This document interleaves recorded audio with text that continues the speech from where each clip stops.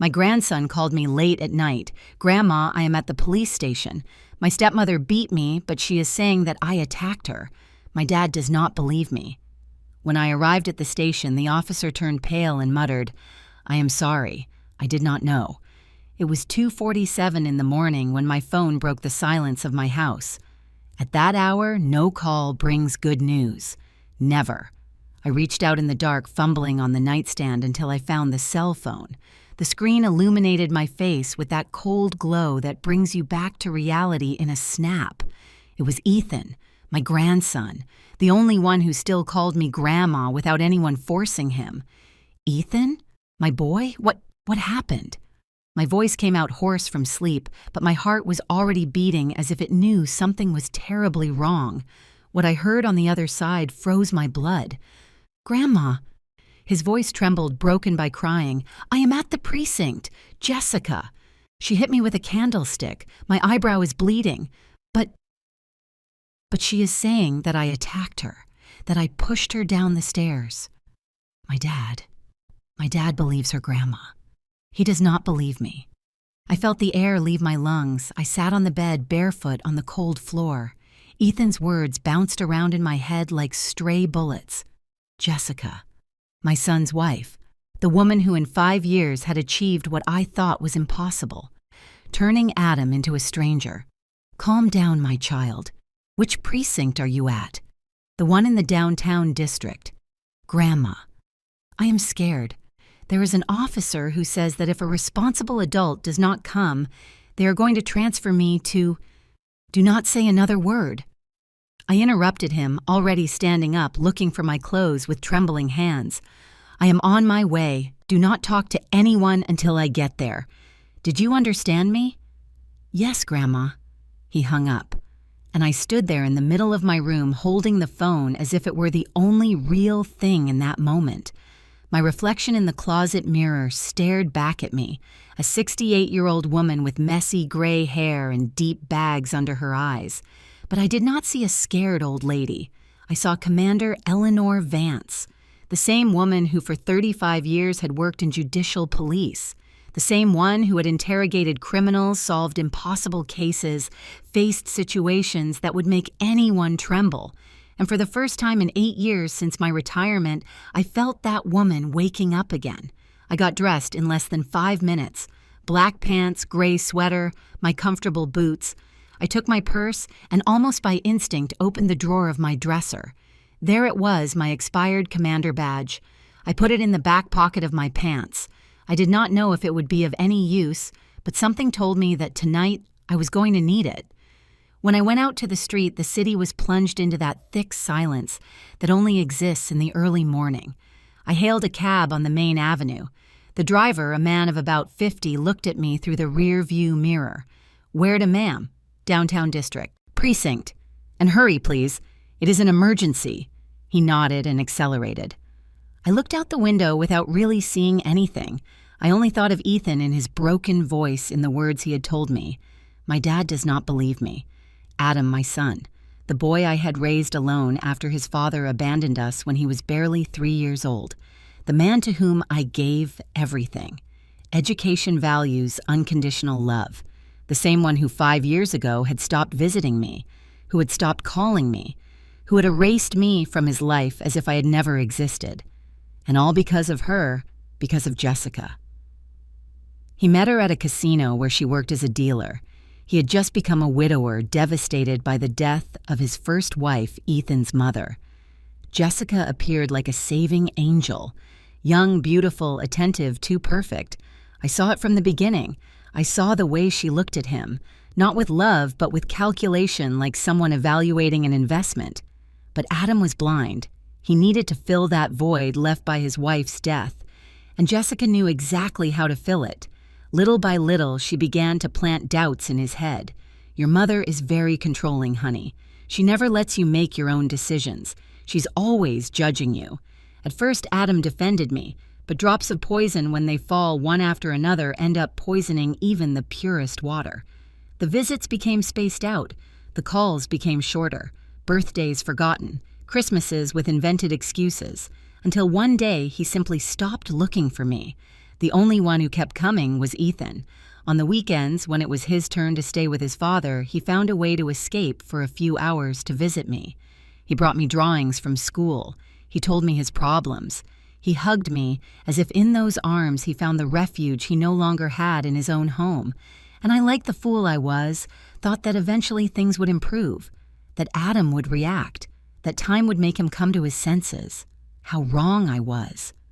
The taxi stopped in front of the precinct, a gray 2-story building with the lights on. I paid the driver and got out.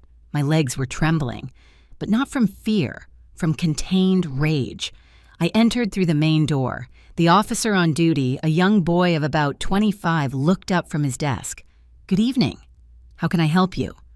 "I am here for Ethan Vance, my grandson. He called me half an hour ago." The officer checked a sheet in front of him. "Ah, yes, the domestic aggression case. You are?" "His grandmother, Eleanor Vance." Something changed in his face when he heard my name. He turned slightly pale.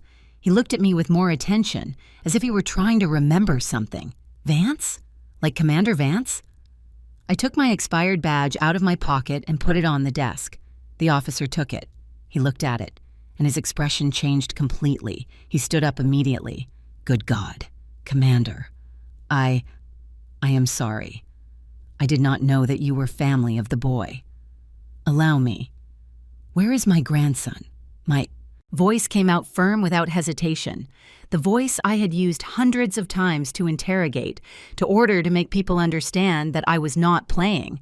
In the waiting room with his parents and with the complainant Commander Stevens, is in charge of the case. Stevens. That name made me stop for a second. Carl Stevens. He had been one of my subordinates years ago, a good element, fair, intelligent. "Take me to him." The officer nodded and led me down a hallway I knew like the back of my hand. I had walked those same floors hundreds of times during my career. Every corner, every door, every crack in the wall brought back memories of a life I thought I had left behind. But that night I understood something. You never stop being who you were. You just pretend to have forgotten. We arrived at the waiting room, and there, in that cold space, illuminated by fluorescent lights, I saw the scene that would change everything. Ethan was sitting on a plastic chair with his right eyebrow clumsily bandaged with gauze. His eyes were red from crying so much. When he saw me, he jumped up. "Grandma." He ran to me and hugged my waist like when he was a child. I felt his body tremble against mine. I stroked his hair and whispered, "I am here, my child. I am here." But my gaze had already found the other 2 characters in that scene. Adam was standing by the wall with his arms crossed and his jaw tense. He looked at me with an expression I could not decipher. Shame? Anger? Guilt? And beside him, sitting with her legs crossed and a perfectly rehearsed victim expression, was Jessica. She was wearing a wine-colored satin robe as if she had been dragged out of bed by force. She had a bruise on her left arm that looked fresh. Her brown hair fell in perfect waves over her shoulders. She looked at me with those big, teary eyes as if saying, "Look what your grandson did to me." But I knew that look. I had seen it in dozens of criminals who tried to fool me during my career. The look of someone who knows how to act, who knows how to manipulate. "Eleanor," said Adam with a dry voice without moving from his place. "You did not have to come." Those 5 words hurt me more than any physical blow. I did not have time to respond because at that moment the office door opened and a man of about 50 came out with an impeccable uniform and a serious expression. Commander Carl Stevens. When he saw me, he stopped dead in his tracks. "Commander Vance?" "Hello, Carl," I said calmly. "It has been a while since we saw each other." He approached clearly surprised. "No, I did not know you were involved in this case." "If I had known..." "Now you know," I interrupted him. "And I need you to explain to me exactly what is happening here. Because something told me that what I had heard on the phone was only the tip of the iceberg. And I was about to discover how deep the abyss was into which my family had fallen. If you want to know how a grandmother whom everyone had forgotten became the worst nightmare of the person who tried to destroy her family, subscribe and activate the bell. Because this story is just beginning." Carl Stevens took me to his office. Ethan came with me, clinging to my hand as if he feared I would disappear. Adam and Jessica stayed in the waiting room. I could feel my son's gaze stuck in my back, but I did not turn around. I was not going to give him that satisfaction. Stephen's office was small but tidy. A metal desk, 2 chairs in front of it, a filing cabinet in the corner, and a crucifix on the wall. Nothing had changed much since my times. Even the smell of old coffee and paper was the same. "Sit down, please," said Stevens, closing the door behind us. I sat in one of the chairs and Ethan settled next to me. He had his eyes down, his hands intertwined on his lap.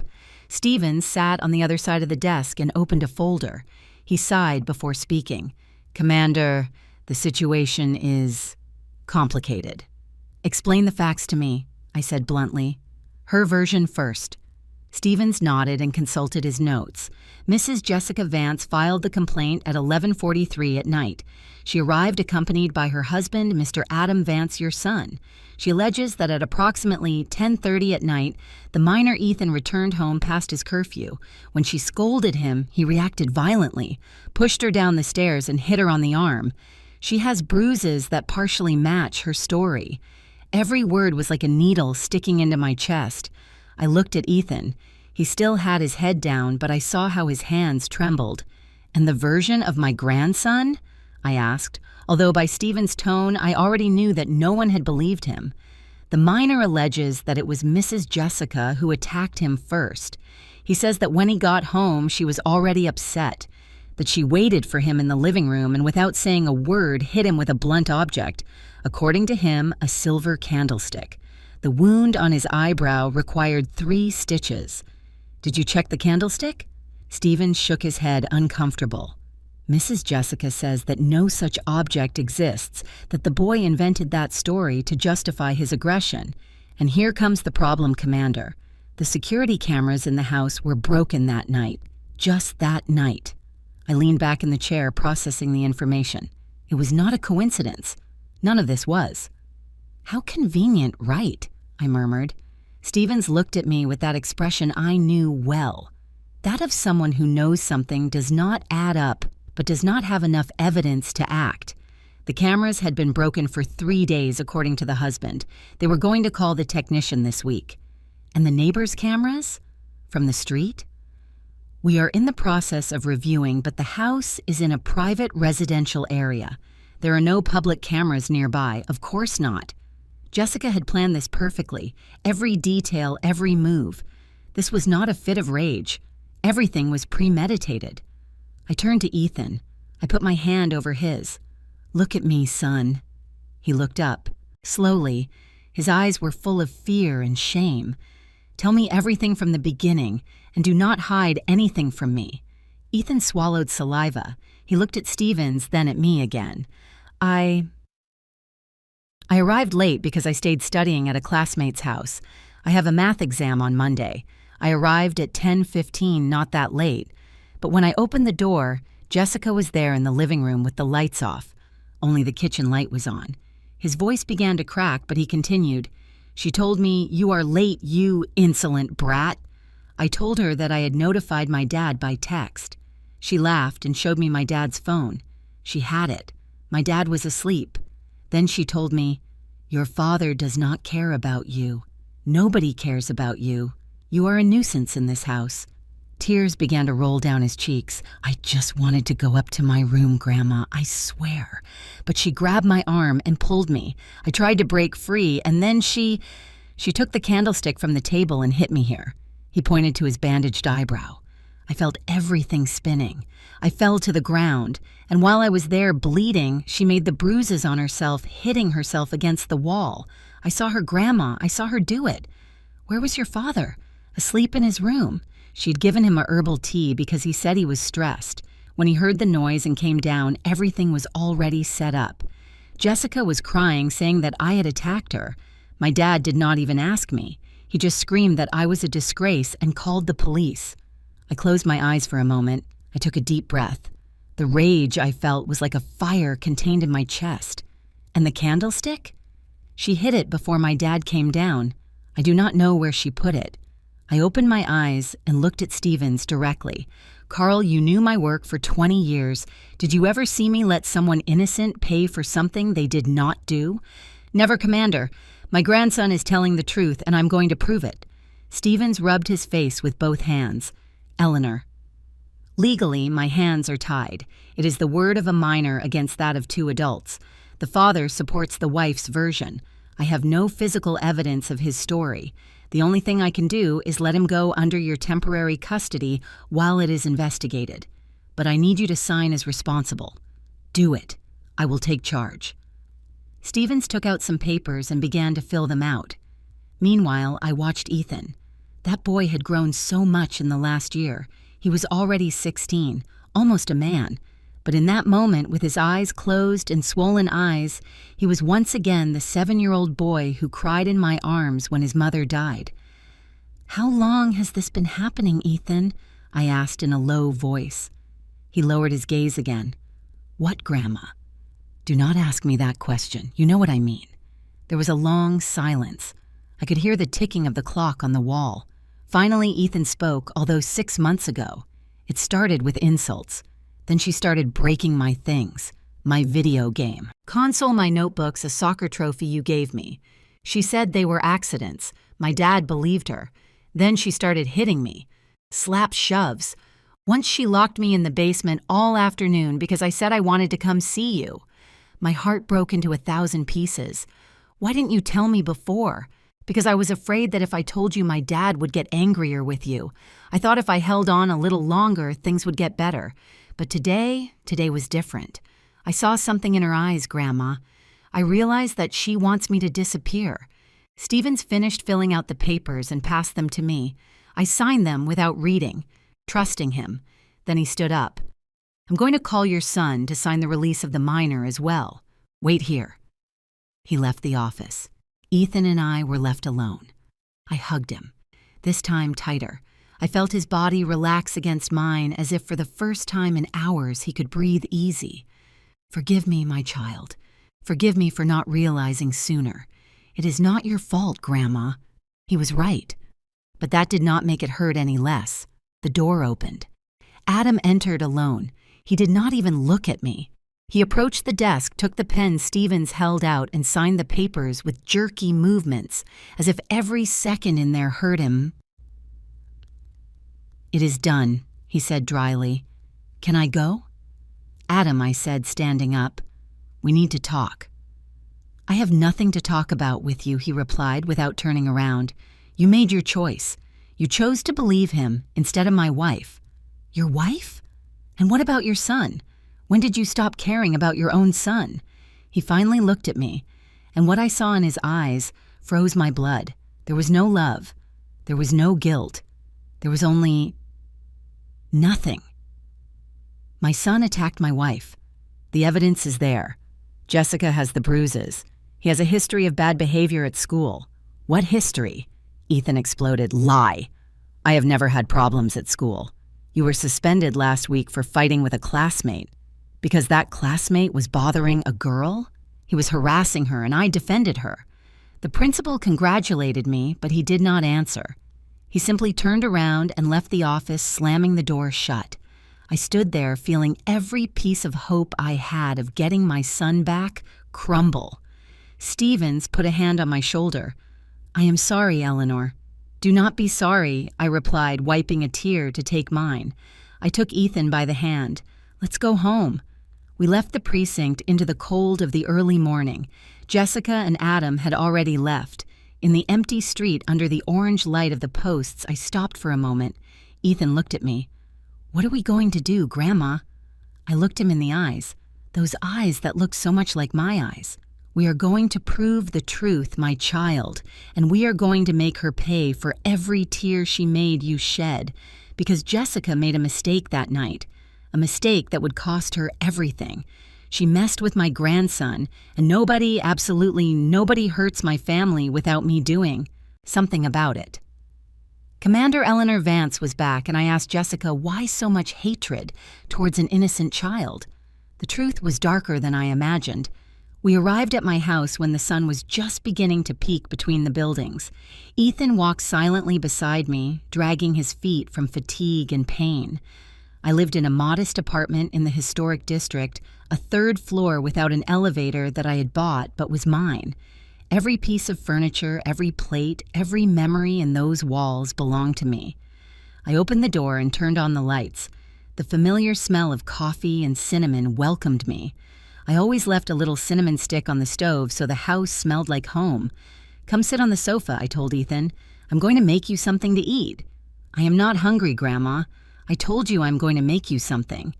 He gave a weak smile and let himself fall onto the brown fabric sofa. It was old but comfortable. I had bought it at a thrift store 15 years ago, and it still held up. I went to the kitchen and heated milk. I made 2 cups of hot chocolate like my mother taught me when I was a girl. I cut a piece of sweet bread from the bakery 2 blocks away. I returned to the living room with everything on a tray. Ethan took the cup in his hands and took a sip. He closed his eyes, savoring. For a moment, he seemed to forget everything that had happened. "Thanks, Grandma. Eat slowly. Then I will give you something for the pain in your eyebrow."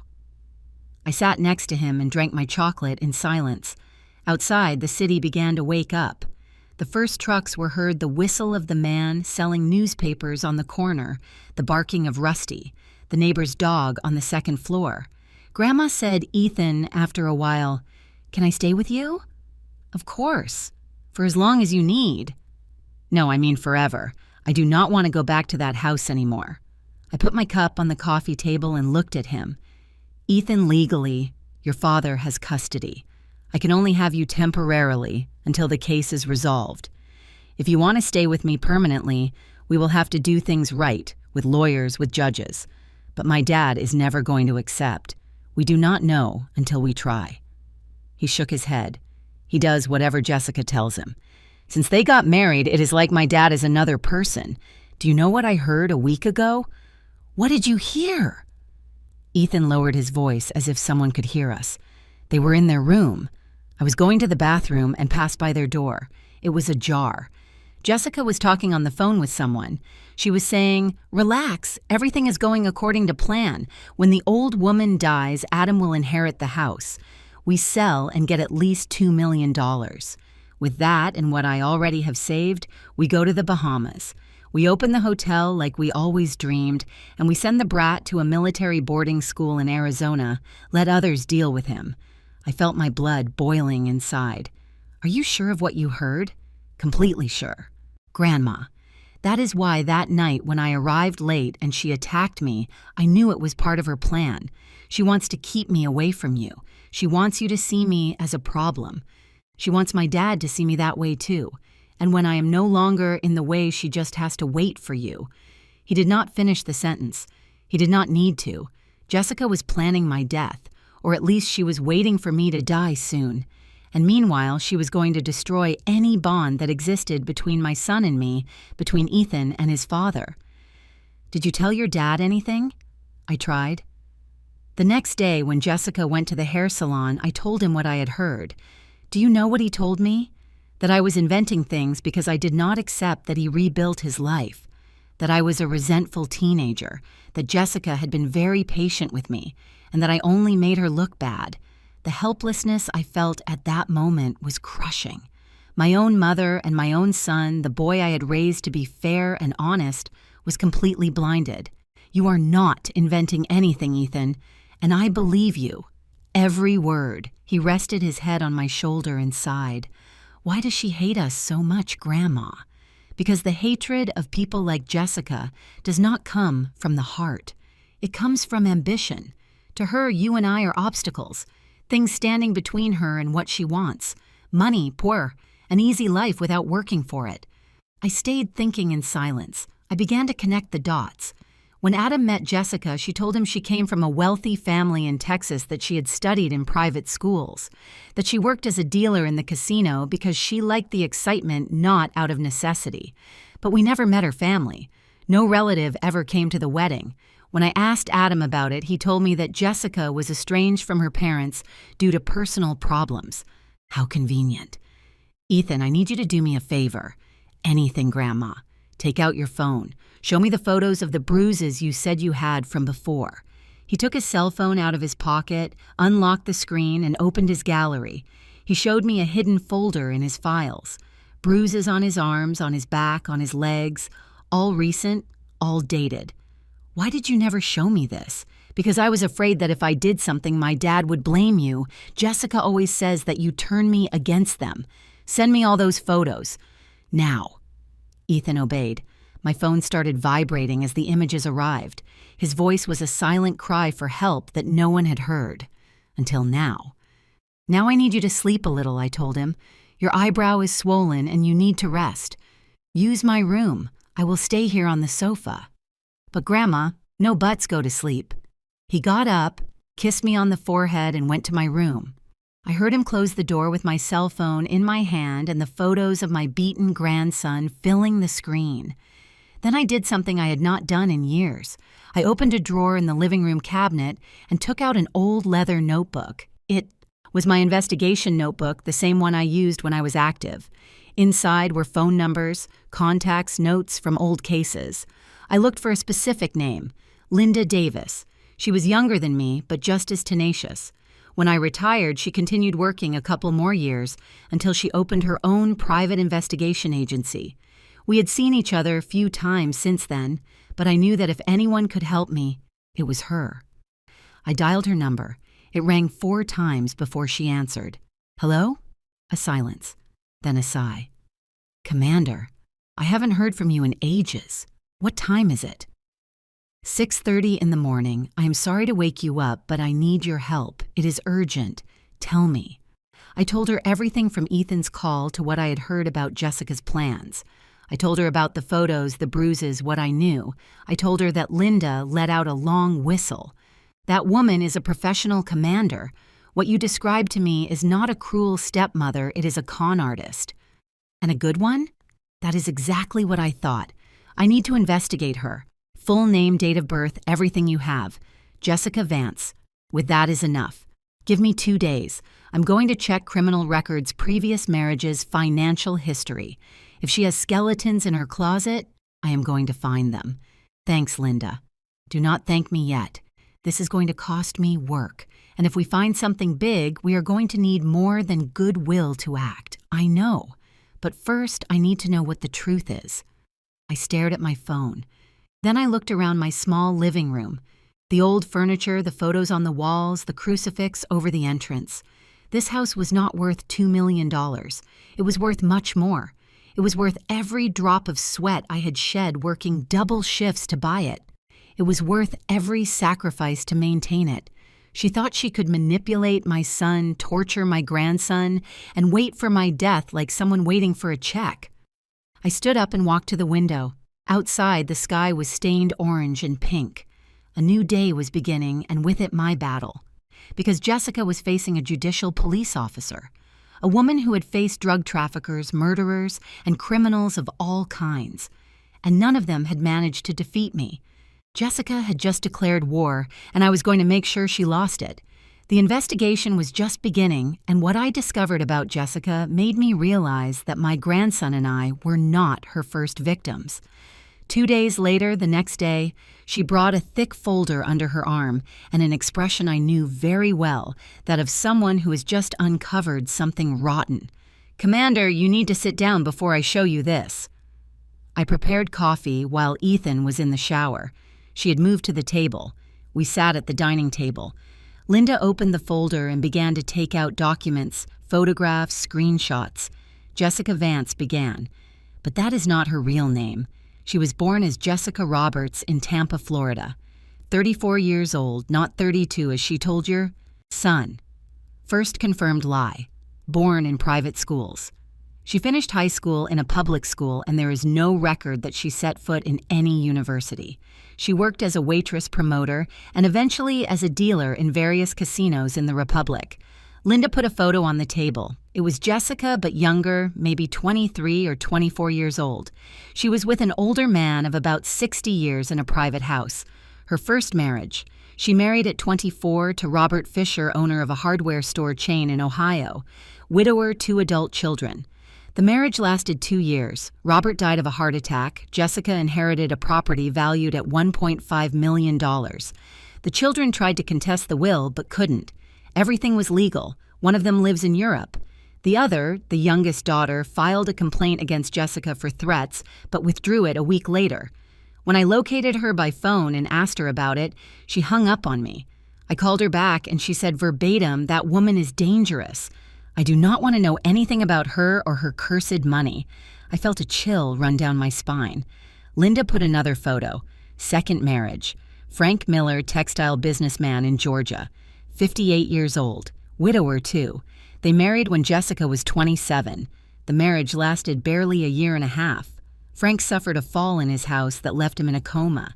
He died 3 weeks later. Jessica sold the house and the business. She pocketed approximately $2 million. The fall? Yes, but they found nothing suspicious. Jessica said Frank had been drinking that night and slipped on the stairs. There were no witnesses. The security cameras in the house were broken. I looked up sharply. Broken? Just like in your son's house now, Commander. Same pattern. My heart was beating so fast I could hear it in my ears. Is there more? Linda nodded and took out a third set of documents. Third marriage. Jack Weaver, retired civil engineer in Oregon. 62 years old. Widower. They married when Jessica was 30. This marriage ended differently. Jack did not die, but his son, Paul Weaver, 26 years old, disappeared 6 months after the wedding. He left home one night and never returned. He left a text message to his father saying he needed time to think that he was going abroad. Nothing has been heard of him in 4 years. Jack tried to look for him, but eventually gave up. He fell into severe depression and signed documents giving Jessica legal power over his finances. She admitted him to a nursing home and sold all his properties. Estimated profit, $2.5 million. I put my hands to my face. This was worse than I had imagined. That boy. Paul, do you think? I do not know what happened to him, Commander, but the pattern is clear. Jessica looks for older men, widowers, with children, marries them, and in one way or another, those children end up out of the way, dead, disappeared, or intimidated. Then she keeps the money, and now she is with my son. Adam fits the profile perfectly. Young widower with a teenage son, and with a mother who has a property in her name. She cannot touch you directly while you are alive, but she can make your son inherit and then manipulate him to sell. That is why she wants to keep Ethan away, I said, understanding everything. Because Ethan is an obstacle. He is the legitimate heir if something happened to Adam, and he is smart enough to see her as she is. Exactly. And that is why she is making him look like a delinquent. If she manages to get him admitted to a correctional facility or have his father legally disown him, the path is clear. Linda took out another document. There is more. Jessica has an accomplice. His name is Gerald Owen Lawyer. He appeared in the 3 previous marriages. He handles the legal part, wills, deeds, property sales. He splits the profits with Jessica. 50-50. Do you have proof of that? Suspicious bank transfers always after each inheritance. Large amounts divided between accounts in the Cayman Islands. It is not definitive proof for a judge, but it is enough to start a formal investigation. I heard the bathroom door open. Ethan came out with wet hair and the clean clothes I had lent him. When he saw Linda, he stopped. "Good morning." "Good morning, Ethan. I am Linda, a friend of your grandmother." He nodded and approached timidly. He saw the documents on the table. "Is that about Jessica?" I looked at Linda. She nodded slightly. I decided that Ethan deserved to know the truth. "Sit down, son." I told him everything. Every marriage, every suspicious death, every disappearance. I saw his face pale with every word. When I finished, his hands were trembling. "So she killed those people?" "We do not know for sure," said Linda. "But the pattern is too consistent to be a coincidence." "And I am next," whispered Ethan. "She wants me to disappear like Paul." "That is not going to happen," I said firmly, taking his hand, "because now we know who she is, and we are going to stop her." "How?" asked Ethan. "My dad isn't going to believe us. He thinks you just want to separate them. I do not need your father to believe me. I need proof. Proof that neither he nor any judge can ignore." Linda leaned back in her chair. "Commander, what are you thinking?" "I am thinking that Jessica is smart, but not as smart as she thinks. She made a mistake attacking Ethan that night. She got overconfident. She thought that with her word and the fake bruises it would be enough. But she left loose ends. Like what? The candlestick. Ethan says she hid it. It has to be somewhere in that house, with Jessica's fingerprints and probably with Ethan's blood. That is physical evidence. But we cannot go in to look for it without a warrant. I smiled slightly. No, but Ethan can. Legally, that house is also his home. He has the right to be there and recover his things. Ethan looked at me with wide eyes. You want me to go back? Just for a couple of hours, with an excuse. You say you need your clothes, your school supplies, and while you are there, you look for the candlestick, but you are not going alone. What do you mean, no? I took out my phone and searched for something in an application. Then I showed the screen to Linda. Spy cameras button size can be sewn into clothes, transmit video in real time to a cell phone. Linda smiled. Commander, you haven't lost your touch. I never lost it. It was just asleep. We spent the rest of the morning planning every detail. Linda would get the spy cameras. I would call Adam to ask him to let Ethan pick up his things. And while Ethan was inside, we would be outside recording every second. But there was a risk. If Jessica suspected something, she could act. She could hurt Ethan again, or worse. Grandma said Ethan reading my worry. I want to do it. I have to do it. Not just for me, also for Paul, for the other children, for everyone she hurt. I looked him in the eyes. He was no longer the scared boy from 2 nights ago. There was something different in him. Determination. Courage. We had my plan to the letter. No improvisations. If you feel you are in danger, you get out immediately. Understood? Understood. That afternoon, I called Adam. He answered on the 3rd ring. What do you want, Mom? Ethan needs his clothes and his school things. He is going tomorrow to pick them up. I hope there is no problem. There was a long silence. Is he going alone? Yes. It is his house too, isn't it? Or at least that is what you used to say. Fine, but make it quick. Jessica does not want to see him. Do not worry. It will be very quick. I hung up before he could respond. Linda arrived that night with the cameras. They were so small they looked like normal buttons. We sewed them onto Ethan's shirt, one on the chest and one on the shoulder. From my phone, we could see everything the cameras captured. Tomorrow, at 3 in the afternoon, I said Jessica will be home because she doesn't work on Tuesdays. Adam will be at the office. It is the perfect time. Ethan nodded. He seemed calm, but I saw his hands trembling slightly while he ate dinner. That night before sleeping, I went into his room. He was lying down, looking at the ceiling. Can't sleep? I am scared, Grandma. But not of Jessica. I am scared of what I'm going to find, of confirming that my dad is with a murderer. I sat on the edge of the bed and stroked his hair. Whatever we find tomorrow, we will face together. You are not alone, Ethan, and you never will be as long as I am alive.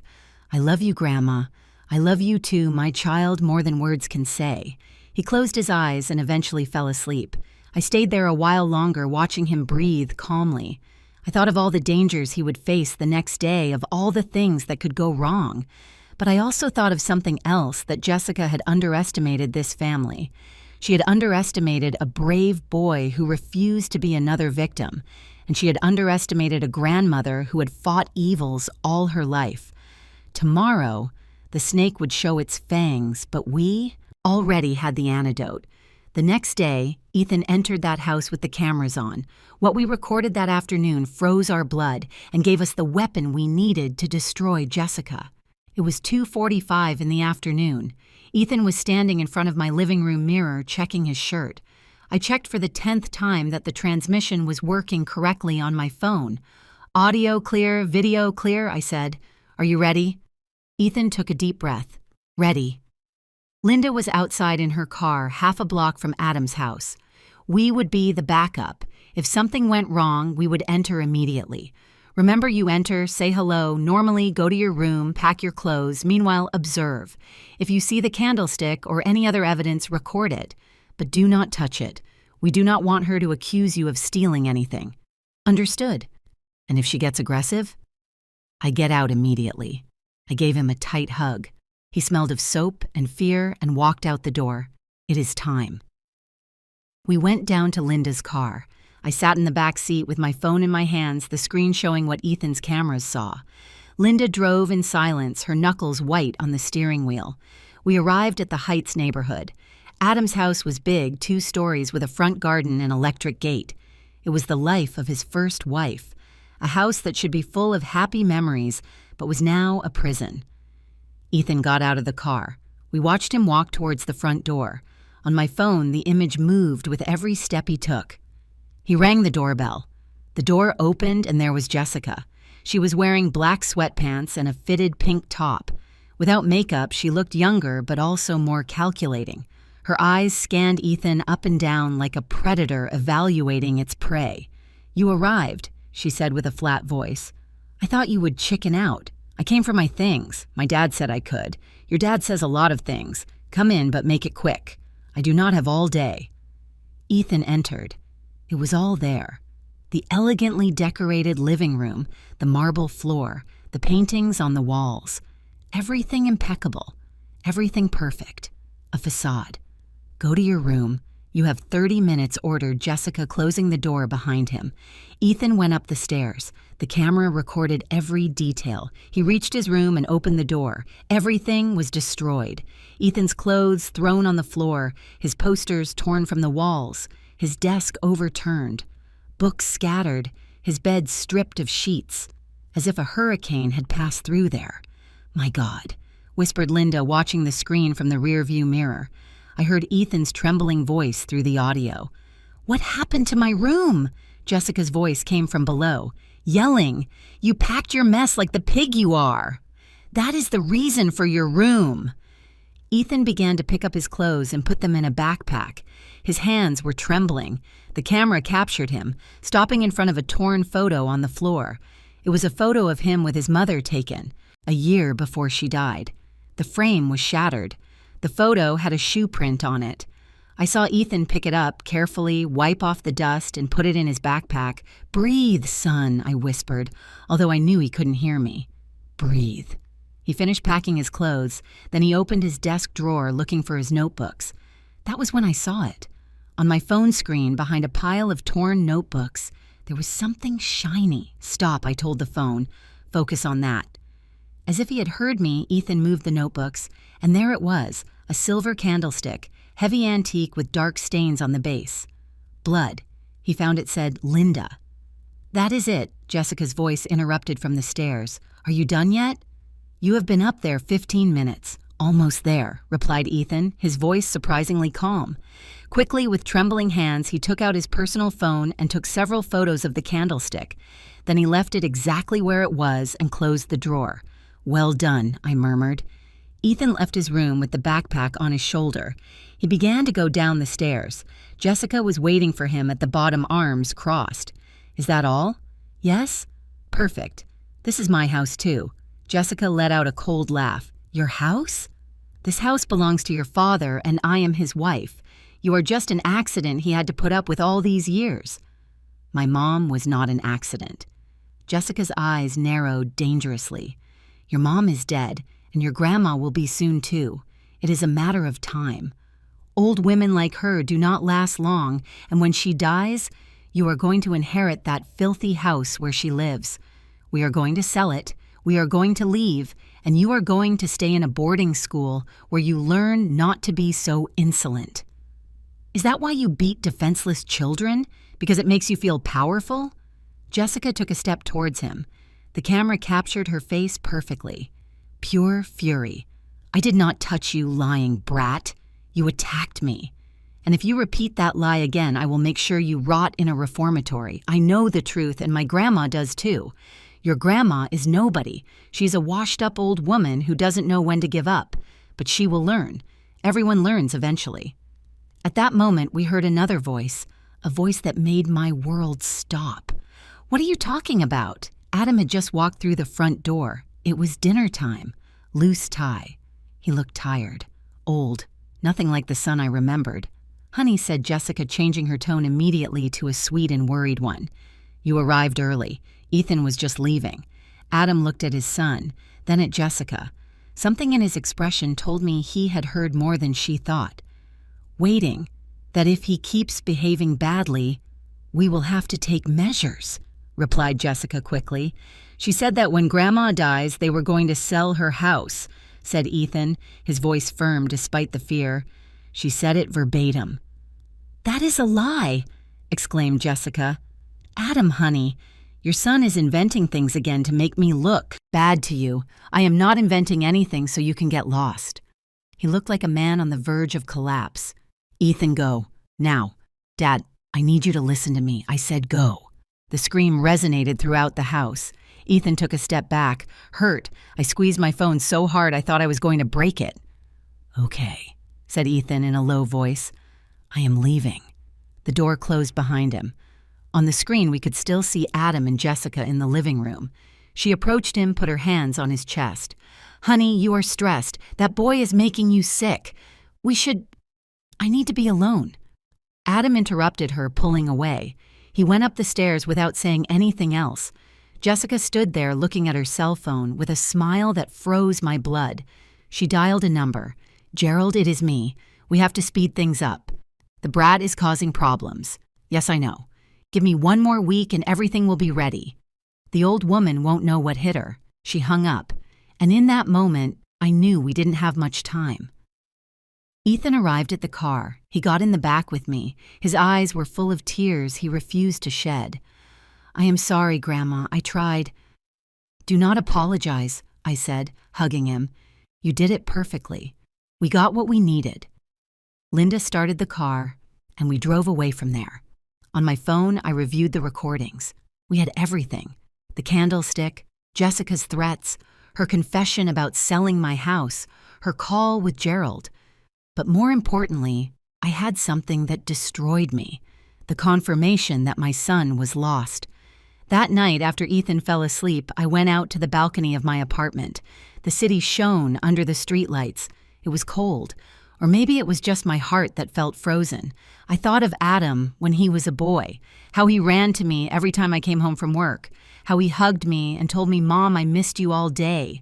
The nights I spent awake when he had a fever, the times I defended him when other kids made fun of him for having no father. I gave everything for that boy. Everything. And for what? So that a woman could come and steal him from me in less than 5 years? So that he would look at me as if I were his enemy? The tears I had held back for days finally came out. I cried in silence so Ethan wouldn't hear me. I cried for the son I lost, for the years I would never get back, for the words I would never hear from his mouth again. But I also cried from rage, because Jessica had not only taken my son from me, she had turned him into a stranger. She had poisoned him against me, against his own son, against everything that was ever good in him. And that I could not forgive. I dried my tears. I took a deep breath. And in that moment, I made a decision. I was going to get my son back. I did not know how. I did not know how long it would take. But I was going to rip him from that woman's claws, even if it was the last thing I did in this life. Because I was Eleanor Vance. And mothers like me do not give up. Never. Even if the whole world is against us, even if our own children have forgotten us, we do not give up.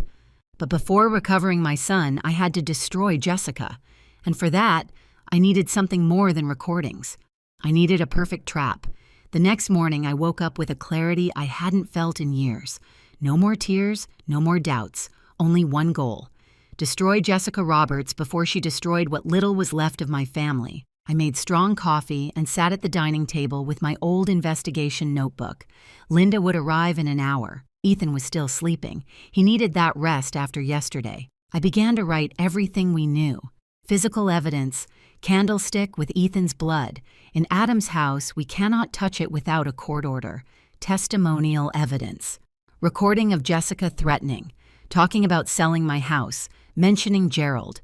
Background. 3 previous marriages. 2 suspicious deaths, 1 disappearance, millions of dollars inherited, accomplice, Gerald Owen, lawyer, handles the legal part of the scams. But something bothered me. All that was circumstantial. A good lawyer could take apart our case saying the recordings were taken out of context, that the previous marriages proved nothing, that we were a resentful grandmother inventing stories. I needed more. I needed Jessica to incriminate herself so clearly that not even the best lawyer could save her. Linda arrived promptly at 8. She brought 2 extra coffees and a face of not having slept well. "What do you have in mind, Commander?" I know that expression. It is the same one you had when we were about to solve a difficult case. I smiled slightly. We are going to set a trap for Jessica.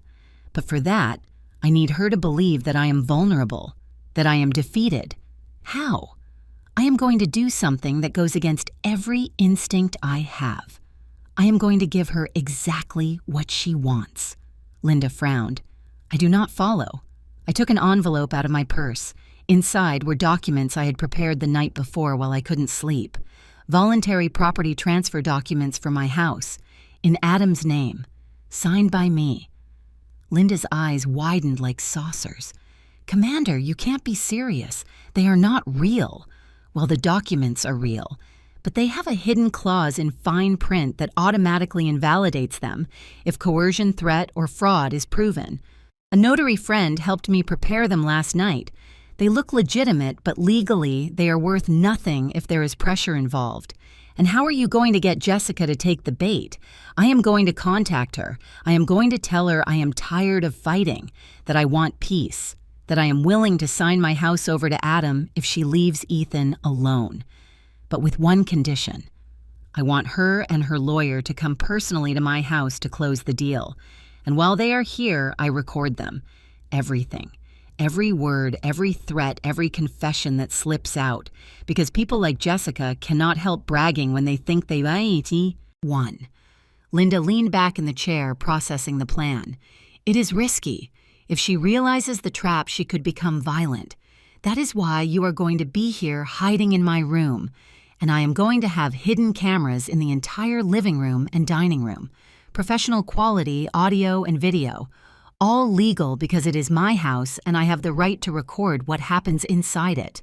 And if she accepts the documents and simply leaves without saying anything incriminating, she won't. I know women like her.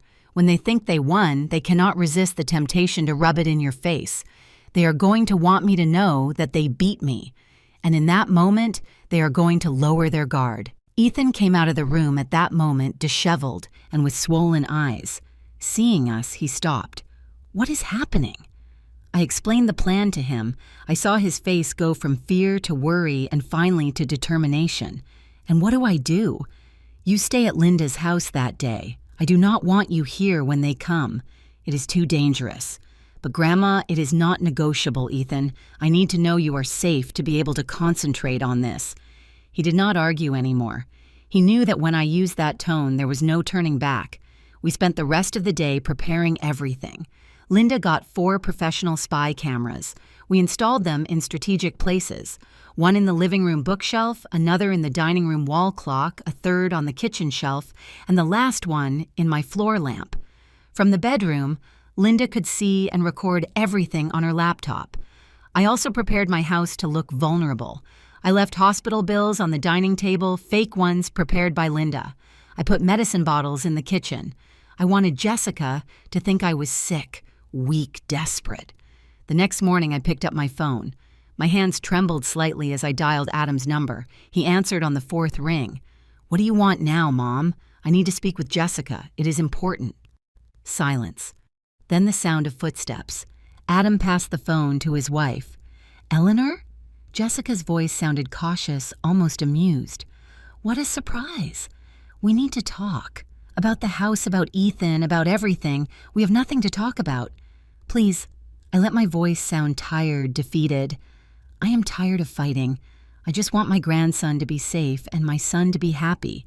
If that means giving in, then that is what I will do. There was a long silence.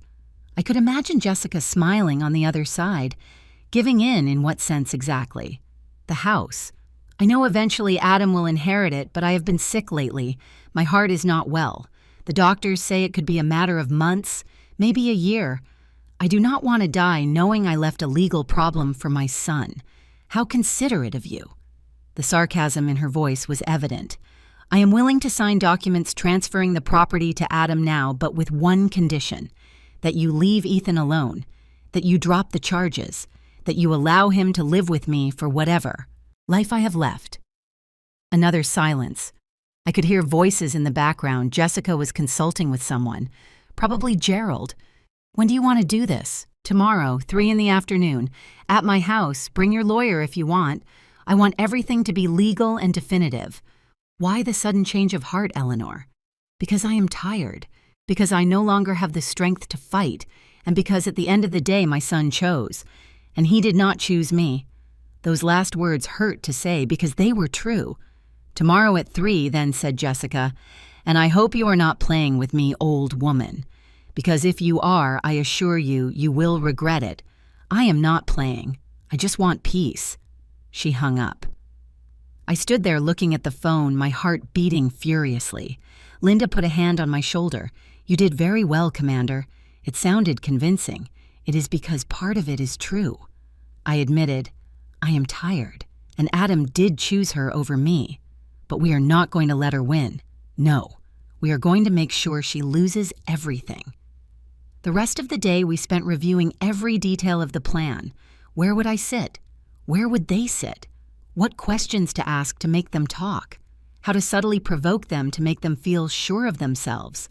That night before sleeping, I went into Ethan's room. He was lying down looking at the ceiling. Nervous, Grandma? A little. But more than nervous, I am angry. And that anger is what is going to give me strength tomorrow. And if something goes wrong, nothing is going to go wrong. Trust me. He sat up in bed and hugged me. I always trust you, Grandma. You are the strongest person I know. And you are the reason I keep fighting.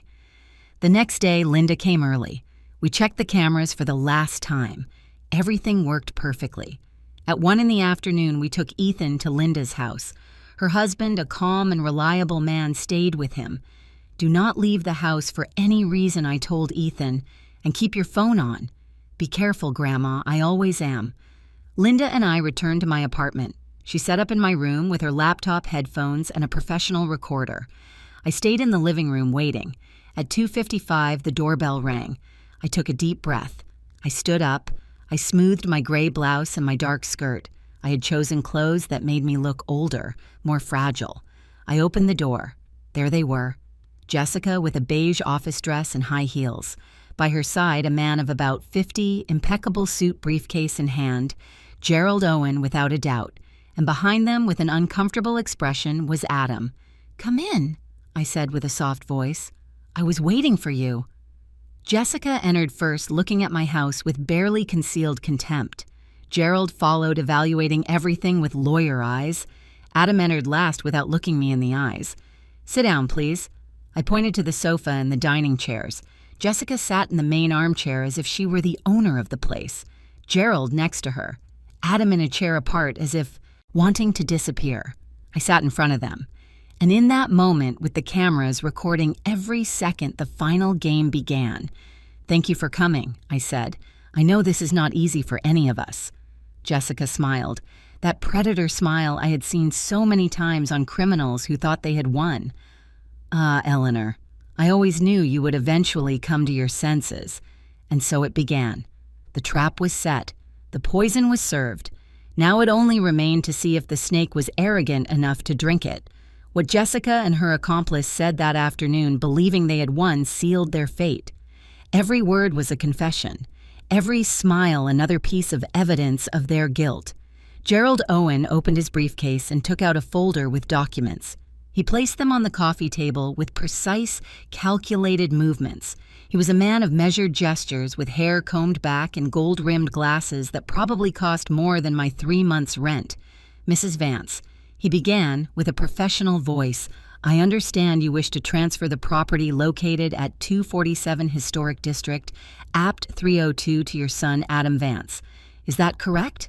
That is right, I replied, keeping my voice tired, resigned. Excellent. I have prepared the necessary documents. I just need you to review and sign here, here, and here. He pointed to several lines with his luxury pen. I took the papers. I pretended to read them carefully. In reality, I was observing everyone's reactions. Adam looked at the floor, uncomfortable. Jessica couldn't hide the shine of triumph in her eyes. Gerald kept his professional mask, but I saw him exchange a quick glance with Jessica. These documents, I said, slowly indicate that I transfer the property voluntarily without receiving anything in return. Is that correct? Correct, replied Gerald. It is a lifetime donation to your direct heir. Perfectly legal. And what happens with Ethan? asked Jessica, leaning forward, crossing her legs. Dear Eleanor, let's be realistic. Your grandson attacked an adult woman. That is a serious crime. I cannot simply forget it. But you said— I did not say anything. She interrupted me with a cold smile. You said you wanted to sign over the house. I simply accepted coming to witness that act of maternal generosity. The venom in her words was evident. I looked at Adam. Do you think that too? Do you think your son deserves to be in a reformatory? Adam finally looked up. There was something in his eyes. Shame? Guilt? But he said nothing. He simply lowered his gaze again. Adam has learned to trust me, said Jessica, putting her hand on my son's arm with a possessive gesture. He knows that I only seek the best for our family. And frankly, Ethan has been a problem since I came into your lives. A problem? I repeated. He is a child. He is a manipulator, spat Jessica. Like you trying to separate us with lies and drama. Gerald cleared his throat, uncomfortable, as if Jessica was saying more than she should. But she did not stop. Do you know how many times that Brad has tried to convince Adam that I am a bad person? How many lies he has invented about me? Maybe they were not lies, I said softly. Jessica's eyes narrowed. What are you insinuating? Nothing. Only that a child generally tells the truth when he is scared. Jessica let out a dry laugh. Oh, Eleanor. Always so dramatic. Just like your grandson. I suppose it runs in the family, but it doesn't matter anymore, right? Because you are going to sign those papers. You are going to stay in this apartment until nature runs its course. And Ethan will learn his lesson in a place where they teach real discipline. Jessica said Gerald in a low voice as if warning her. But she was on a roll. I could see how the power had gone to her head. What? She responded to Gerald. It is the truth. This old woman is finished. Look at her. Sick, alone, defeated. She should have accepted this from the beginning. It would have saved me so much work. Work? I asked, playing naive. Yes, work, replied Jessica, reclining in the armchair like a queen on her throne. Do you have any idea how much effort it cost me to make Adam forget you? Every birthday he forgot, every call he didn't hear, every visit he couldn't make. All planned, all executed to perfection. Adam looked at her, surprised. What did you say? Oh, please, honey. Jessica shot him a look. Do not act surprised. You knew perfectly well that I managed your schedule, that I decided who you spent time with and who not. I thought that— Adam hesitated. I thought you were simply helping me organize myself better. Oh, Adam, so naive. Jessica laughed. I was keeping you away from this woman because she was a nuisance. And it worked, right? Now you can't even stand her. I saw something break in my son's eyes as if a veil fell. Gerald intervened quickly, standing up. Jessica, I think we should concentrate on the documents. Sit down, Gerald, ordered Jessica without looking at him. I am talking. He obeyed, but I saw the nervousness in his face. He knew Jessica was losing control. Do you know what is the best part of all this, Eleanor?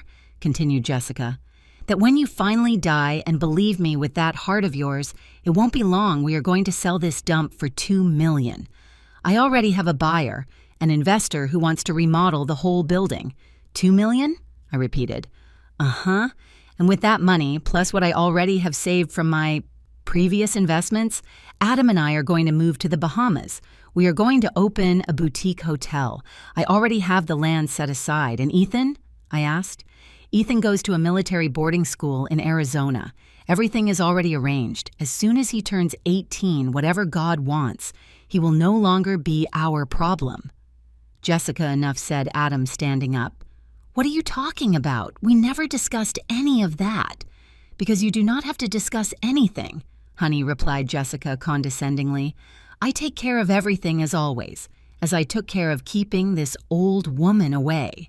Controlling your son, planning our future. You took care of keeping my mother away? Adam's voice trembled. Someone had to do it. She was never going to let you go. Mothers like her are toxic. They cling to their children like leeches. I bit my lip, not to scream. I needed her to keep talking. And the candlestick? I said softly. Did you also take care of that? Jessica looked at me and smiled. Ah, that. Yes, it was ingenious, right? The brat arrived late. I was already sick of his judgmental looks, of his passive-aggressive comments. So when he came in, I gave him what he deserved. A well-placed blow with the silver candlestick that my dear dead mother-in-law gave me. Ironic, no? Adam was pale. You hit him first? Of course. But then I hit myself against the wall. Some strategic bruises, some well-acted tears, and you believed me as always. Jessica? Gerald tried to interrupt her again. Shut up, Gerald, she exploded.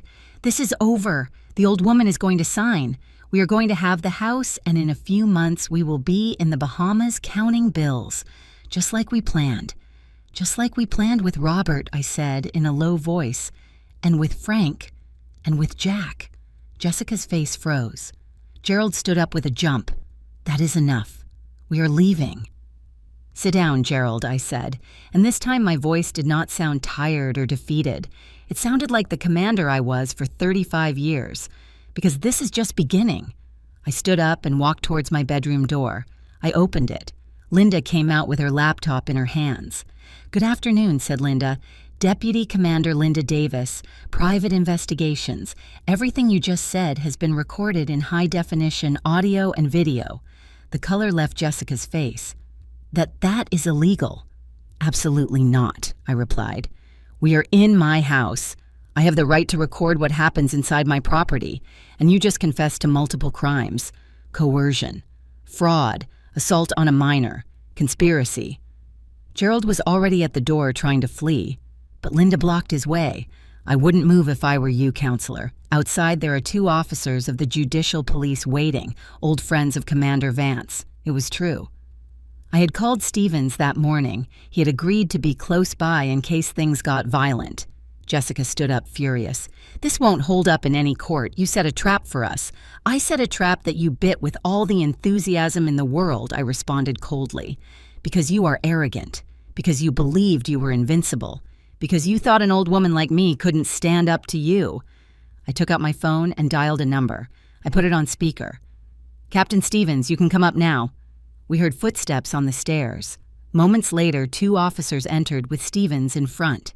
Commander Vance, he greeted me. Do you have what we needed? Everything, replied Linda, showing him the laptop. Full confession threats, admission of assault on a minor conspiracy to commit fraud. Stevens looked at Jessica and Gerald. Jessica Roberts, also known as Jessica Vance Gerald Owen, you are under arrest for the crimes of... This is a setup, screamed Jessica. Adam, say something. Defend me. We all turned to see my son. He was sitting in the chair with his hands covering his face. His shoulders shook. When he finally spoke, his voice was broken. Was it all a lie? Everything you told me about my mother, about Ethan, about everything? Jessica looked at him, and for the first time I saw something resembling panic in her eyes. Honey, no. I love you. Everything I did was for us. Did you use me? Said Adam, looking up. He had tears in his eyes. You kept me away from my mother. You hit my son, all for money. It wasn't just for money, insisted Jessica. I wanted a better life for us. Liar, exploded Adam, standing up. You never loved me. You only wanted my inheritance like you did with the others. The officers handcuffed Jessica. She kept screaming, trying to reach Adam. Adam, please, do not let them take me. I am your wife.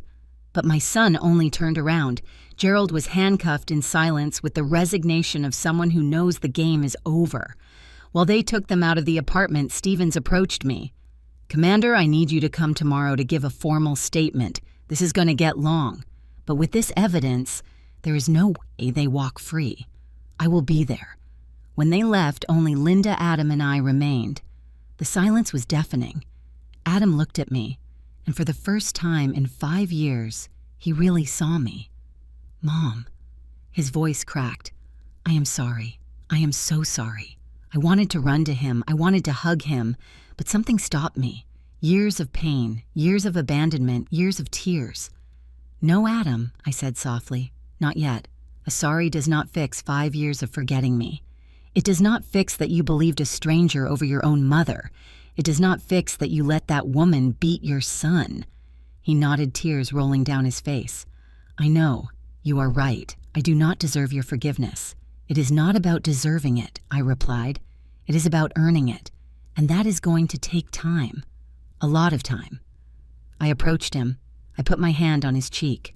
But you are my son. And although you forgot me, I never forgot you. So we are going to heal this. Together. Slowly. But only if you are willing to do the real work. Anything, Mom. Anything. Linda gathered her things discreetly and said goodbye. When she left, Adam and I stayed in my living room, the same place where years ago I played with him when he was a child, the same place where we celebrated his birthdays, the same place he had stopped visiting. "Where is Ethan?" he asked. "Safe. With Linda and her husband. I need to see him. I need—" His voice broke. "I need to ask for forgiveness. You will, but first you need to understand something, Adam. Ethan suffered. For months. And you did not see it. Not because you couldn't, but because you chose not to see it. I know. And I am going to carry that guilt the rest of my life. Good. Because that guilt is going to remind you not to fail like that ever again." We stood in silence for a moment. Then I hugged him. And he cried in my arms like when he was a child. Because at the end of the day, he was still my son. And although he had broken my heart, I was his mother. And mothers never stop loving, even when it hurts. Justice was just beginning. But the hardest part would not be seeing Jessica pay for her crimes. It would be rebuilding a family she had destroyed piece by piece. 1 week later, I found myself sitting in a restaurant downtown. I had chosen the place carefully.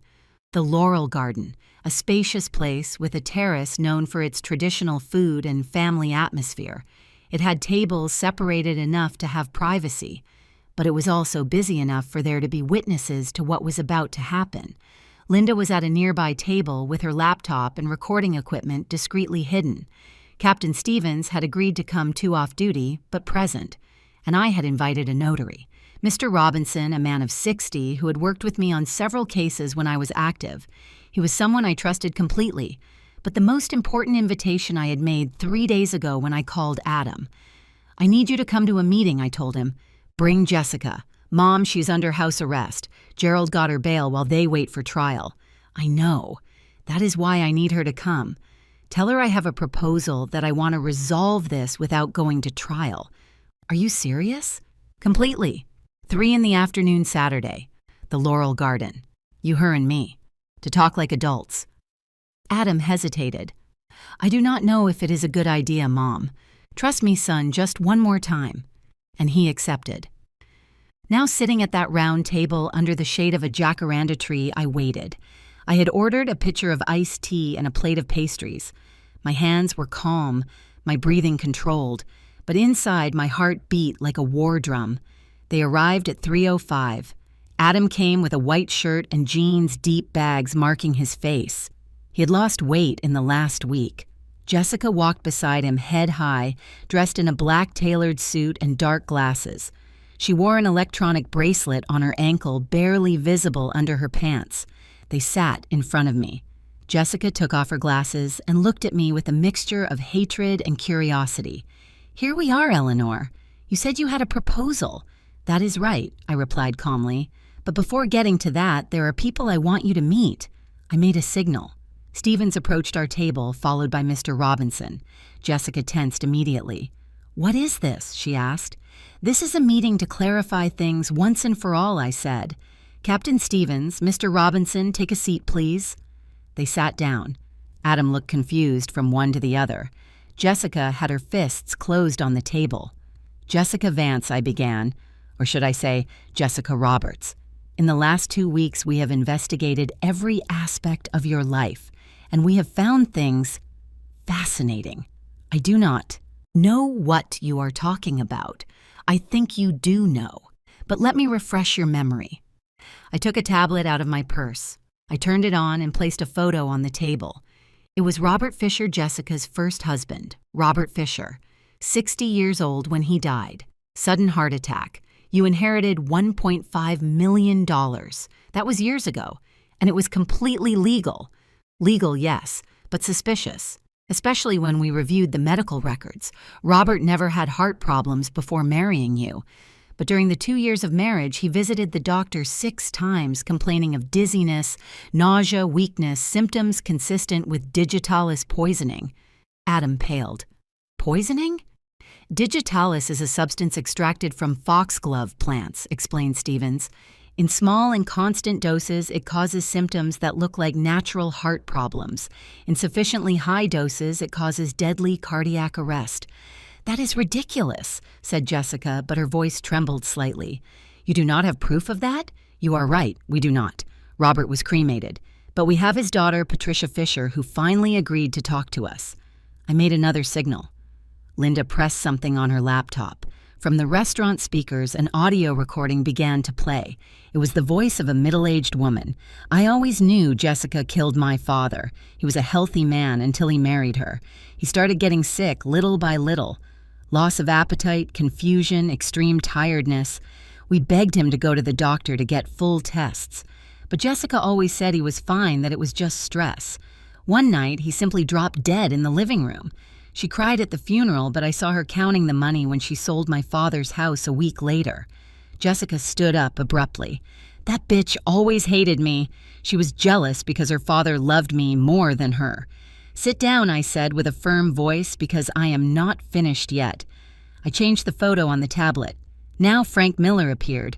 Frank Miller, 58 years old, fell down the stairs of his house. Died 3 weeks later.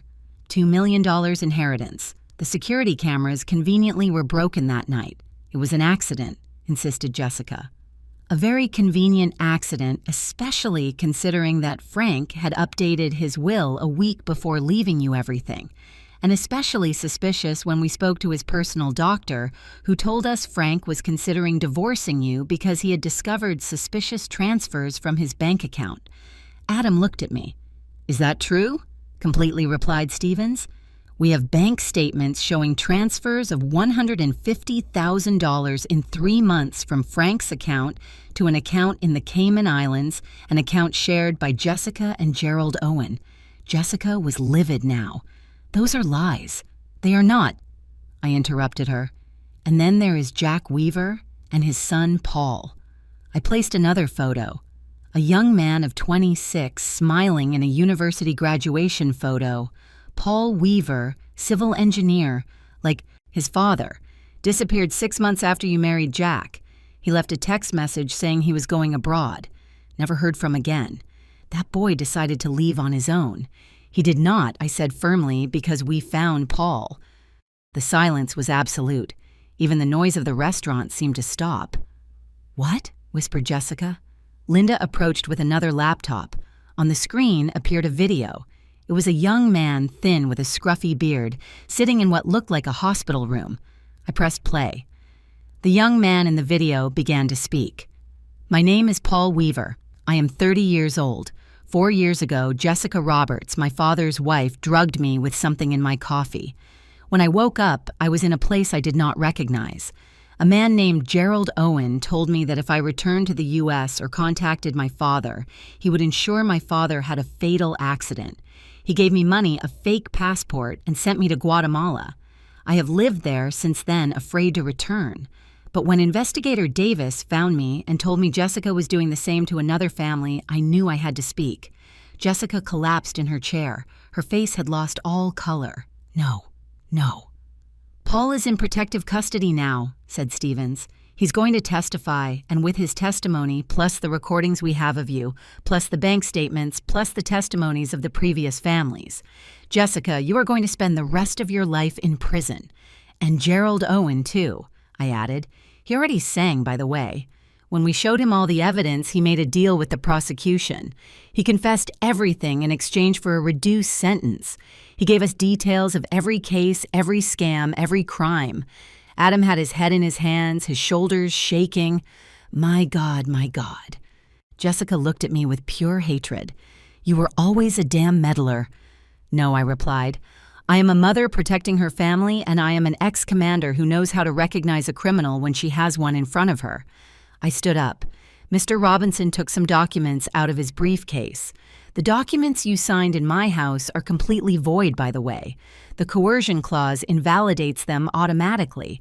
My property is still mine. And Ethan is under my full legal custody now. Adam signed the papers yesterday.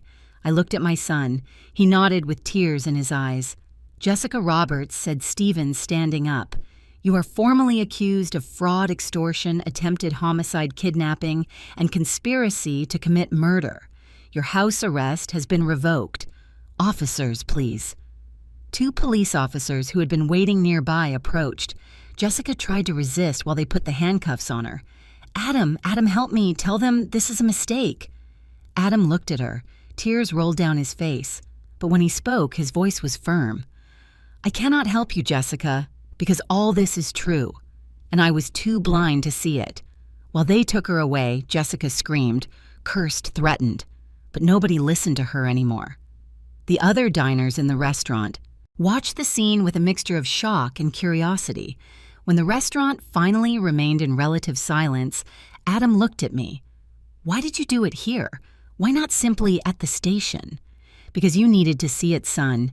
You needed to see who she really was, with witnesses, with evidence, without a doubt. You needed your last image of her not to be that of a crying victim saying you are cruel. You needed to see the real Jessica, a cornered criminal who will finally pay for her crimes. Adam nodded slowly. And now what? Now comes the hard part, I said, sitting down again. Rebuilding our family, healing the wounds, recovering lost time. Do you think it is possible? I do not know. But we are going to try, because despite everything, you are still my son, and Ethan deserves to have his father back.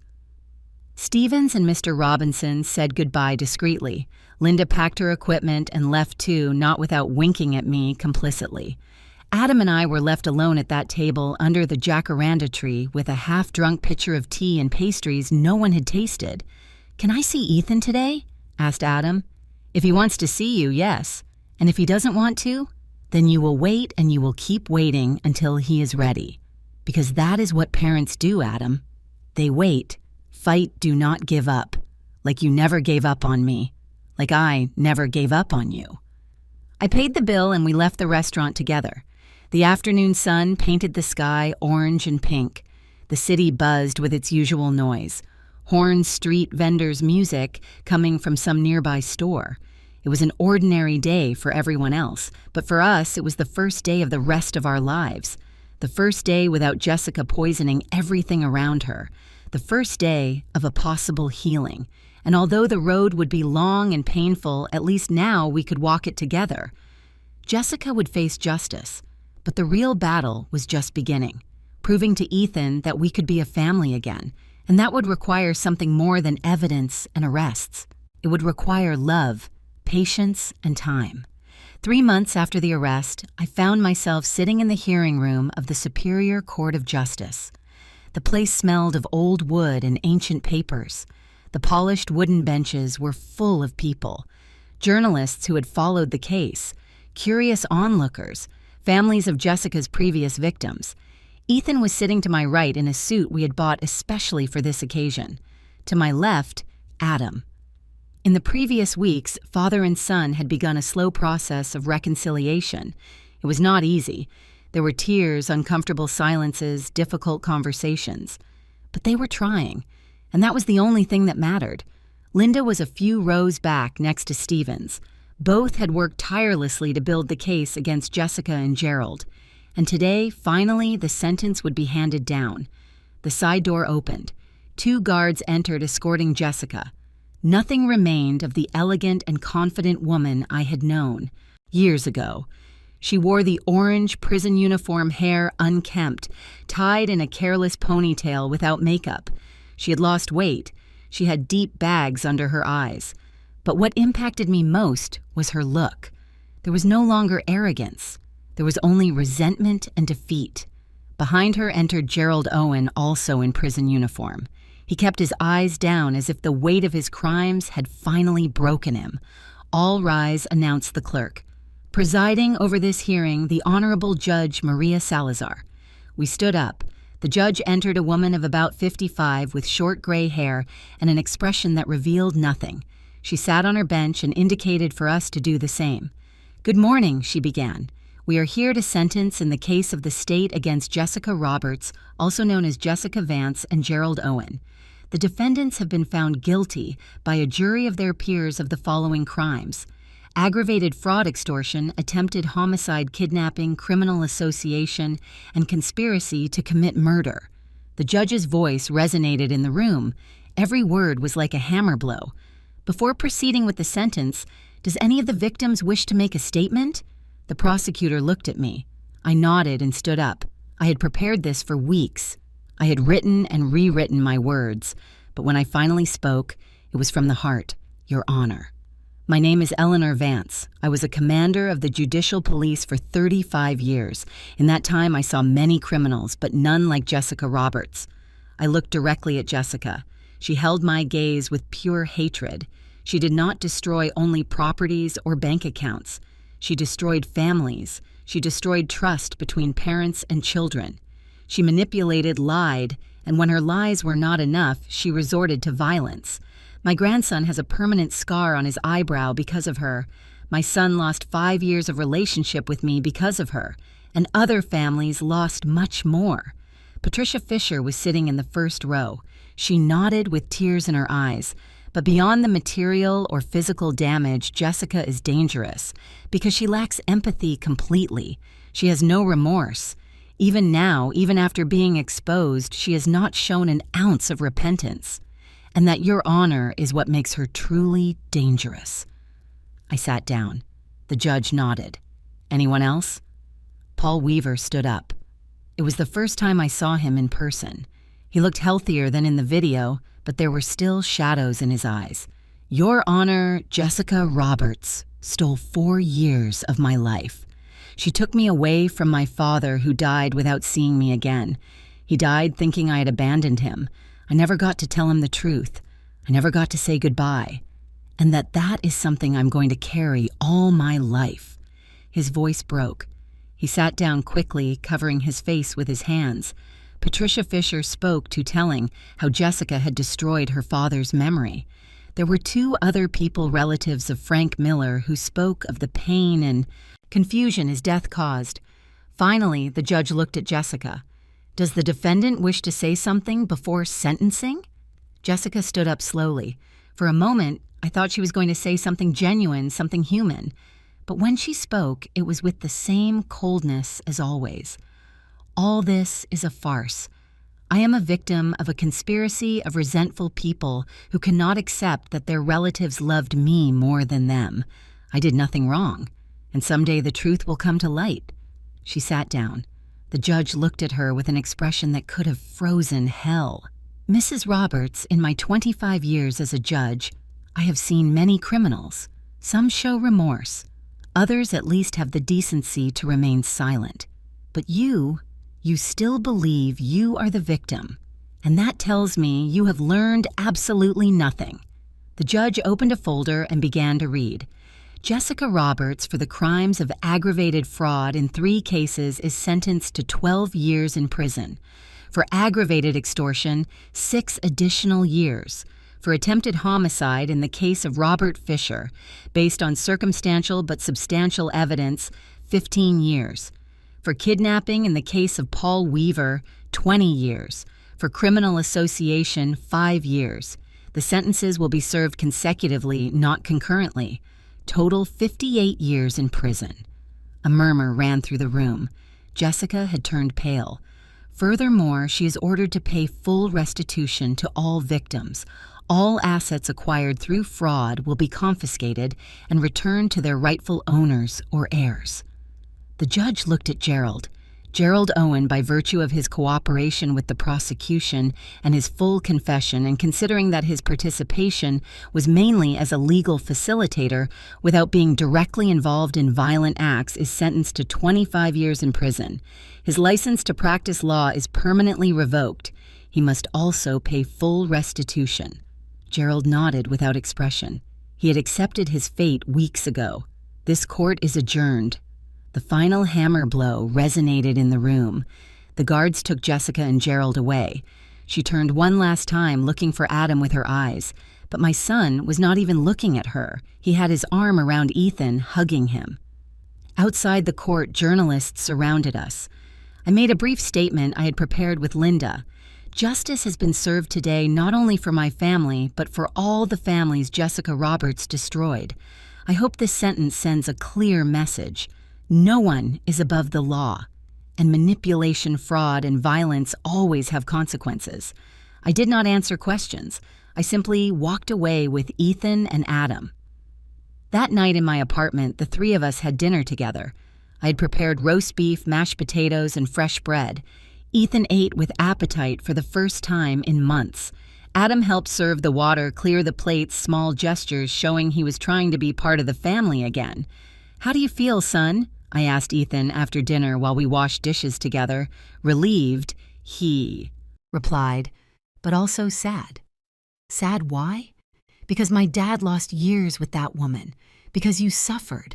Because we could have been happy all this time and we weren't. The past cannot be changed, Ethan. We can only learn from it and build something better moving forward. Do you think Dad and I can go back to how we were before? No, you're not going to be like before. You are going to be something different. And if you do it right, it will be something better. Adam appeared in the kitchen doorway. "Ethan, can I talk to you for a moment?" Ethan looked at me. I nodded. They went out to the balcony together. Through the window, I saw them talk. I saw how Adam cried, how Ethan hugged him. I saw how finally, after so much pain, they began to heal. 2 weeks later, Adam did something I did not expect. He arrived at my apartment on a Saturday morning with papers in hand. "Mom, I want you to see this. They were legal documents. I read them carefully. Are you sure about this?" "Completely sure." He had put the house where he lived with Jessica up for sale. All the money from the sale would be divided into 3 parts, one for me, one for Ethan, and one for a compensation fund for the families of Jessica's victims. "That house is full of bad memories," he said. "Every room reminds me how blind I was. I cannot live there anymore. I am going to look for a smaller apartment closer to here to be near you. And Ethan? Ethan will continue living with you while he finishes high school if you agree. But I am going to be present. I am going to take him to school, go to his soccer games, help him with his homework. I am going to be the father I should have always been." I hugged him. My son finally back. A month later, I received a letter. It was from the prison. The sender was Jessica Roberts. I hesitated to open it. Linda, who was visiting me that day, told me, "You do not have to read it if you do not want to command her," but something made me open it anyway. The letter was brief. "Eleanor, you won, congratulations. You destroyed my life just as I tried to destroy yours. I suppose that makes you feel powerful, but I want you to know something. I regret nothing. Every decision I made was because this world gives nothing to women like me. I had to take what I wanted, and I would do it again. You are going to die someday, old woman, and when you do, I will still be here, remembering how I beat you for 5 years, how I kept your son from you, how I made him doubt you. Those 5 years are mine, and no one can take them from me. Rotten hell, Jessica." Linda read the letter over my shoulder. "She is a psychopath to the end." "Yes," I replied. "Is she?" But instead of getting angry, I felt something different. Pity. Pity for a woman so broken inside she never knew real love, who only understood the world in terms of winning and losing, taking and destroying. I tore the letter into pieces and threw it in the trash. She can keep those 5 years, I told Linda, because I have the rest of my life with my family, and that is something all her hatred can never touch. That night, Adam, Ethan, and I had dinner together again. This time, Ethan brought his guitar and played songs he had learned at school. Adam and I sang out of tune, laughing at ourselves. At one moment, while Ethan played a song his mother had taught him, I looked around my small living room, the old furniture, the photos on the walls, the smell of coffee and cinnamon. And I realized something. Jessica never had real power over me, because power is not in money, nor in properties, nor in manipulating others. Power is in the love you give, in the roots you plant, in the family you build, with patience and dedication. Jessica could rot in her cell, clinging to those 5 years she stole from me, because I had something she would never have. A family that loved me, a grandson who respected me, a son who had finally come home, and that without a doubt was the true victory. But the story does not end with revenge or punishment. It ends with something much more powerful, forgiveness rebuilding and the proof that love can always heal even the deepest wounds. Part 10. The Legacy of a Commander. 6 months after the sentencing, I woke up with the sun coming through my bedroom window. It was a Saturday in May, and the city smelled of recent rain and blooming flowers. I stayed a moment in bed listening to the sounds of my apartment. From the kitchen came the noise of dishes. Someone was preparing breakfast. I heard laughter, a deep voice and a younger one exchanging jokes. I smiled. I got up slowly, putting on my worn robe and my slippers. When I reached the kitchen, I found a scene that a year ago would have seemed impossible. Adam was in front of the stove, preparing scrambled eggs. Ethan was setting the table, humming a song playing on the radio. They had prepared fresh coffee pastries, chopped fruit. "Good morning," Grandma said, Ethan seeing me. "Happy birthday." I had completely forgotten. 69 years, a whole life. "Oh, boys, you didn't have to do this." "Of course we did," said Adam, turning to look at me with a smile. "It is your special day." We had breakfast together at the small dining table.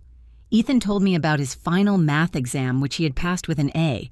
Adam talked about his new job at a smaller construction company where the environment was better and the hours more reasonable. "I do not want to miss any more time," said Adam, looking me in the eyes. "Money can wait. You cannot." After breakfast, Ethan took out a package wrapped in green paper. "This is from both of us." I opened it carefully. Inside was a photo album, but they were not old photos. They were new. Photos of the last 6 months. Ethan playing soccer with Adam watching from the stands. The three of us downtown eating ice cream. A photo of Adam and me holding hands in front of the city monument. Ethan hugging me after his junior high graduation. A photo of the three of us planting a tree in the community garden near my house, a cherry tree. Tears filled my eyes as I turned the pages. "Do you like it?" asked Ethan. "It is perfect, my child. Perfect." On the last page, there was a photo of the three of us sitting on my sofa smiling at the camera, and below, written in Adam's handwriting, "Family is not just the blood you share, it is the love you choose to give every day. Thank you, Mom, for never giving up on us. We love you." I could not contain the crying. Adam hugged me from one side, Ethan from the other, and in that moment, in that small kitchen of a modest apartment in the historic district, I felt something I hadn't felt in years, complete peace. "I have something to tell you," said Adam, after a moment separating a little. "I have been going to therapy twice a week for the last 4 months. I looked at him surprised. "You hadn't told me." "I wanted to be sure it worked before telling you. I needed to understand why I was so blind with Jessica. Why did I let her manipulate me so easily? And what did you discover? That I never really processed Ethan's mom's death, that I felt guilty for being happy without her. And when Jessica arrived, I filled that void with the first thing I found, regardless of whether it was real or not. And in the process, I hurt the people who really loved me. Dad said, Ethan softly, "We already talked about this. I already forgave you." "I know, son, but I am still learning to forgive myself." "That takes time," I said. "But the fact that you are doing the work, that you are facing your mistakes, is already a huge step." Adam nodded. "The therapist helped me understand something else. He told me that you, Mom, were an example of strength all my life, and that maybe that is why I never told you when I was suffering, because I thought I had to be as strong as you. Son's strength does not mean not asking for help. It means knowing when you need support and having the courage to ask for it. I know now, and that is why I also want you to know something. I am proud of you. I always was, but I never told you enough. Those words, so simple, went deeper than anything. I am also proud of you, Adam, of the man you are today, of the father you are becoming again." We spent the rest of the day together. We went walking in City Park. Ethan ran ahead taking photos with his phone. Adam and I walked slowly, enjoying the sun and the breeze. "Mom, are you ever going to tell me about your work in the police?" asked Adam suddenly. "I grew up seeing you were a commander, but you never talked about it at home." "I never wanted to bring that darkness into our home," I replied. "I saw very hard things, very bad people. And when I got home, I just wanted to be your mom, not Commander Vance. But that part of you is also important. It is also part of what makes you, you." We sat on a bench under a century-old tree. What do you want to know? What was the hardest case you solved? I thought for a moment. There was one. A wealthy 8-year-old girl disappeared from her school. Everyone thought she was dead. But I kept looking. For 3 weeks, I practically didn't sleep.